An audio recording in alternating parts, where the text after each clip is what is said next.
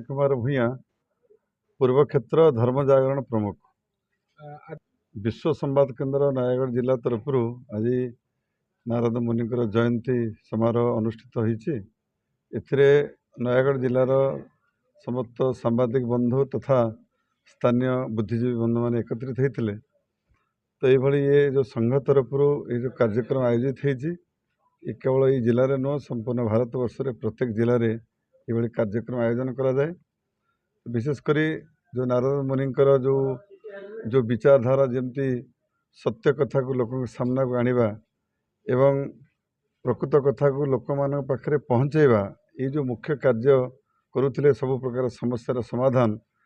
तो सेमती समाजर जो चतुर्थ स्तंभ कहुच्छे प्रकृत में सांबादिक मान आज परिस्थिति रे ये समाजर प्रथम स्तंभ हवा उचित एवं जो भाव में समाज रे परिवर्तन आने समस्त सहजोर भूमिका नवा दृष्टि आज ये आलोचना कराई एवं आमर जो राष्ट्रीय विचारधारा को केमती लोक पाखे पहुँचेबा समस्ते समाज पे देशपाई केमती उत्सर्गीकृत हेबे और प्रत्येक व्यक्ति द्वारा समाजर परिवर्तन काम सहयोग मिल ये जागरण दृष्टि एक कार्यक्रम आयोजन होता।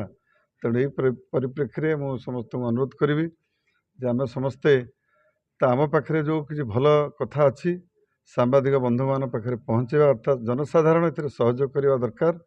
जनसाधारण भितर परिवर्तन आसिले ए समाज में परिवर्तन हम ये प्रकार आज कार्यक्रम रे समस्ते जोग दिंतु भाग नियंतु और विशेषकर आम नयागढ़ जिलार सांबादिक बंधु मैंने परवर्ती समय बसिक आम अंचल विकास आमर कौन भूमिका हम ये समस्ते सहयोग करने निहाती जरूरी।